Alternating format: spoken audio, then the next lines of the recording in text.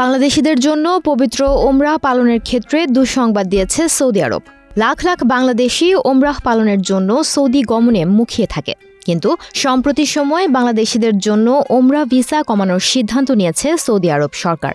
এর ফলে পূর্বে যেখানে বিপুল সংখ্যক বাংলাদেশি ওমরাহ পালনের সুযোগ পেতেন, সেখানে এখন সীমিত সংখ্যক মানুষ সেই সুযোগ পাবেন।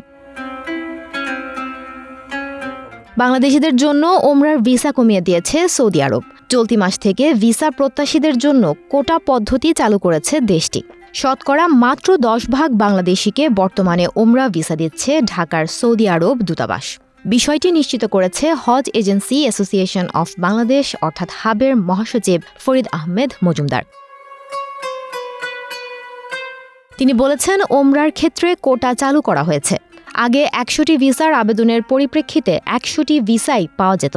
বর্তমানে 8.10% ভিসা পাওয়া যাচ্ছে। কোনো কারণ ছাড়াই গত 5 মার্চ থেকে এ সমস্যা শুরু হয়েছে। এই সমস্যার সমাধানে ধর্ম মন্ত্রণালয় ও পররাষ্ট্র মন্ত্রণালয়ের হস্তক্ষেপ কামনা করেছে।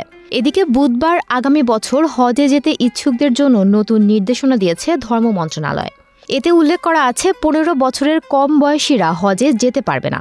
সৌদি সরকারের হজ ও ধর্ম মন্ত্রণালয়ের নির্দেশনা অনুযায়ী এই সিদ্ধান্তের কথা জানিয়েছে ধর্ম মন্ত্রণালয়। মন্ত্রণালয়ের উপসচিব মামুন আল ফারুকের সই করা এক বিজ্ঞপ্তিতে বলা হয়েছে, সৌদি আরবের হজ ও ওমরাহ মন্ত্রণালয় শিশুদের সুস্থতা ও নিরাপত্তার বিষয় বিবেচনা করে 2025 সালে হজ পালনে আগ্রহীদের সর্বনিম্ন বয়সসীমা 15 বছর নির্ধারণ করেছে। সরকারি ও বেসরকারি উভয় মাধ্যমে নিবন্ধিত যাত্রী, এজেন্সি, ব্যাংকসহ সংশ্লিষ্টদের এ নির্দেশনা মানতে হবে। জানতে চাইলে উপসচিব মামুন আল ফারুক বলেন, সৌদি সরকারের নির্দেশনা অবশ্যই মানতে হবে। সুমনা মোস্তফা, প্রবাস খবর।